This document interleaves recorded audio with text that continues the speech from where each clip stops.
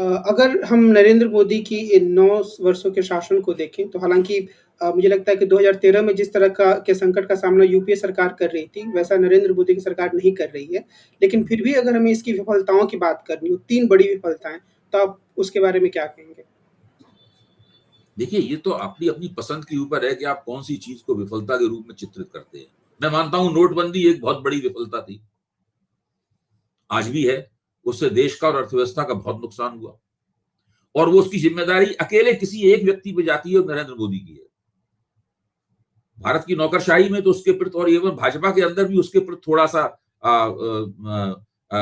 थोड़ा इसे कहते हैं आपत्तियां थी, लेकिन मोदी जी ने अपनी जिद में उस काम को करवाया। इसीलिए आज नोटबंदी के बारे में ना वो चर्चा करते हैं। आज नोटबंदी को लेकर आप वो डींगे नहीं मारते, भाजपा के प्रवक्ता भी नोटबंदी को लेकर डींगे नहीं मारते। अभी देखिए 2000 का नोट जो अभी चलन से बाहर हो जाएगा सितंबर के महीने में, आपने 1000 का नोट आप बंद कर रहे थे, ये क्या कि काला धन पे हम सर्जिकल स्ट्राइक कर रहे हैं, और 2000 का नोट चालू कर रहे थे, यानी काले धन को डबल फायदा पहुंचा रहे थे उस वक्त। और वही हुआ भी 2000 का नोट सीधे सीधे ब्लैक मार्केटियर्स के हाथों में पहुंच गया, हम लोगों की जेब में नहीं रह गया, बैंकों तक में नहीं रह गया। ये मोदी जी की एक बहुत बड़ी विफलता है। मोदी जी की एक दूसरी बहुत बड़ी विफलता मैं कहूंगा वो विदेश नीति के मामले में हुई है। शुरू में उन्होंने विदेश नीति के मामले में कई पहलकदमियां ली थी। उन्होंने चीन से संबंध अच्छे बनाने की कोशिश की थी, उन्होंने पाकिस्तान में नवाज शरीफ से अच्छे संबंध बनाने की कोशिश की थी। मुझे याद है इमरान खान भी विपक्ष के नेता के तौर पे आए थे तो हिंदुस्तान आकर नरेंद्र मोदी से मिले थे। वो हमें चित्र भी याद है कि इमरान खान 3 पीस सूट में है और नरेंद्र मोदी से मिल रहे हैं अपने प्रतिनिधिमंडल। तो एक तरह से मोदी जी की इच्छा भी थी कि पाकिस्तान से हम अच्छे संबंध बनाएंगे। और चीन से वो उन्होंने गुजरात में नदी के तट पे झूला झूला था उन्होंने चीनी राष्ट्रपति के साथ में, लेकिन सारी की सारी ये कोशिशें उनकी नाकाम रही।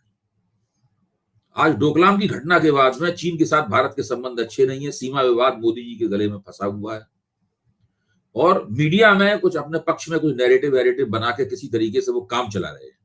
विदेश नीति के मसले में भी एक बहुत बड़ी विफलता है। तीसरी बड़ी विफलता मोदी जी की है वो ये है कि वो जो बाजार की अर्थव्यवस्था है उसके सामने उन्होंने इस तरह का समर्पण कर रखा है कि उसकी वजह से उनके हाथ में आर्थिक विकल्प छिन गए हैं, उनसे ऑप्शंस उनके हाथ से निकल गए हैं। आज सरकार आमदनी के संकट की शिकार है, इसलिए बड़े पैमाने पर उसे तेल से होने वाली आमदनी में कोई रियायत नहीं दे सकती। यह बहुत सारी दिक्कतें हैं। मोदी जी अर्थव्यवस्था का जो ग्राफ है उसको सुधारने में नाकाम रहे। उसके बारे में भी एक झूठ और गलत नैरेटिव बना के किसी तरह इधर उधर के आंकड़े जुटा के अपना काम चलाया जा रहा है। मोदी जी इस मामले में बहुत माहिर है, हर सरकार इस मामले में माहिर होती है, होना चाहती है। वो फील गुड नैरेटिव चलाती है, सब कुछ ठीक है, देश बहुत प्रगति कर रहा है, बहुत आगे बढ़ रहा है, बड़ा जबरदस्त उछाल है, मुल्क का सारी दुनिया में नाम हो रहा है। तो उसमें बहुत सारी फोटो अपॉर्चुनिटीज होती हैं, उनका इस्तेमाल किया जाता है। मीडिया का बड़ा चतुराई से कभी कभी खुला भी इस्तेमाल किया जाता है। तो ये सब हम लोगों के चारों तरफ घटित हो रहा है। तो ये बहुत बड़ी दिक्कतें हैं, जिन दिक्कतों का सामना मोदी जी कर रहे हैं। लेकिन मोदी जी की जो खूबियां हैं उसमें एक सबसे 4 खूबियां तो मैंने आपको गिनाई हैं। इसमें भारत के बड़े पूंजीपतियों का समर्थन उन्होंने जीत लिया है और आज तक उन्हें प्राप्त है। भारत का जो नौकरशाही तंत्र है उसके जो सबसे बड़े आका हैं उनका समर्थन मोदी जी को प्राप्त है। भारत की ऊंची जातियां जो हैं, जो भारत में अभिजन वर्ग का निर्माण करती हैं, एलीट का निर्माण करती हैं, उनका समर्थन मोदी जी को प्राप्त है।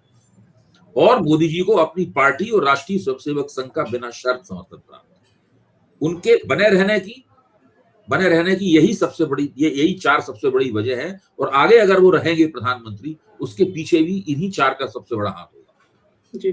क्या नरेंद्र मोदी की एक विफलता यह भी मानी जा सकती है कि सामाजिक जीवन में सहिष्णुता में कमी आई है, खासतौर पे अल्पसंख्यक समूह जो हैं, वो काफ़ी अपने आप को दुर्बल पा रहे हैं या खतरे में महसूस होता है उन्हें कई बार, वो एक भरोसा नहीं जगा पाए? इसमें आप देखिए कि अगर मोटे तौर पे आप कहें तो ये इस बात को मैं कहूंगा कि हाँ, ये बात सही है। एक अल्पसंख्यक विरोधी माहौल मोदी जी के नेतृत्व में सारे देश में बना है, लेकिन ये तो उनकी विचारधारा घोषित रूप से थी शुरू से। ये कह के मोदी जी से हम क्या ये उम्मीद करते थे कि वो अल्पसंख्यक समर्थक प्रधानमंत्री के रूप में सामने आएंगे?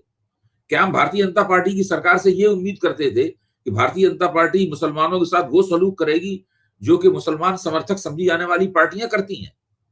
क्या हम हमारी उनसे क्या थी? मुझसे अगर पूछा जाए तो मैं मोदी जी की सरकार से उम्मीद करता था कि वो हिंदी भाषा के लिए कुछ काम करेंगे। उन्होंने हिंदी भाषा के लिए केवल ज़बानी जमा खर्च किया, कोई काम नहीं किया उन्होंने। राष्ट्रवाद और इसकी बात करते, कांग्रेसी तो बहुत अंग्रेजी ना है, भारतीय तो मोदी हिंदी में भाषण जरूर देते हैं, लेकिन इसके अलावा हिंदी के प्रचार प्रसार के लिए, भारतीय भाषाओं को आगे बढ़ाने के लिए उन्होंने कोई भी संस्थागत प्रयास नहीं किया।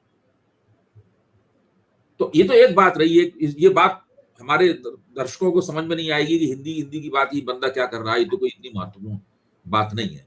लेकिन मोदी जी से ये उम्मीद करना कि मोदी जी हिंदुस्तान की जो सेकुलर राजनीति की एक धारा है, उस धारा के अंग बन के सरकार चलाते, तो ये जो आरोप मोदी जी पे लगाया जाता है, आरोप सही है, लेकिन इस आरोप का कोई प्रभाव इसलिए नहीं पड़ता कि मोदी जी को वोट देने वाले भी नहीं मोदी जी से ये उम्मीद करते,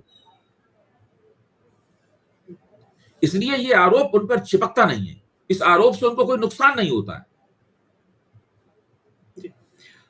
एक आखिरी प्रश्न मैं ये करना चाहूँगा कि अभी अगर यहाँ आज के दिन से हम देखें, तो क्या 2024 का चुनाव नरेंद्र मोदी के लिए एक आम सरल सा रास्ता है या काँटों से भरा हुआ रास्ता है? आपको क्या लगता है?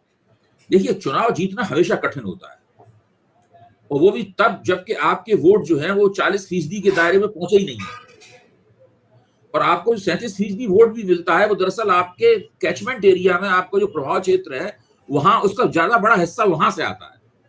उत्तर प्रदेश से आता है, गुजरात से आता है, महाराष्ट्र से आता है, इन इलाकों से आता है। जैसे जैसे आप विंध्याचल के उधर जाते हैं, भाजपा के वोट, अगर आप केवल देखें विंध्याचल के उधर भाजपा को कितने वोट मिले, तो आप पाएंगे कि वो 37% में उन इलाकों की भागीदारी बहुत ही कम है। तो मोदी जी का सबसे बड़ा संकट ये है कि वो उनके वोट जो हैं वो 30% का दायरा तोड़कर 40% के दायरे में कैसे पहुंचेंगे। अभी तक उनके पास उसका कोई तरीका नहीं है। बीच में उन्होंने एक सुरसुरी छोड़ी थी कि हम पसमानदा मुसलमान समाज से अपने संबंध अच्छे करेंगे। सुना ही जाता है कि कुछ भाजपा ने कोशिश वगैरह भी की, राष्ट्रीय स्वयंसेवक संघ ने इस तरह की बातें कही कि भाई उनका भी डीएनए एक है हमारे, लेकिन जरा व्यवहारिक रूप से जमीन पे कुछ होता नजर नहीं आया। जो मुस्लिम विरोध है उसमें कहीं से कोई कमी नजर आई नहीं। अभी देखिए दिल्ली विश्वविद्यालय के कॉलेजेस में इतने तमाम नियुक्तियां हो रही हैं।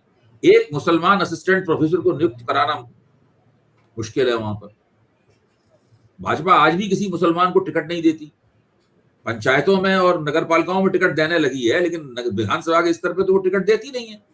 अगर कहीं टिकट दे देती है किसी को तो बहुत बड़ी खबर बन जाती है कि भाजपा ने उसको टिकट दिया है। तो अभी भी वो जो पसमानदा मुसलमानों को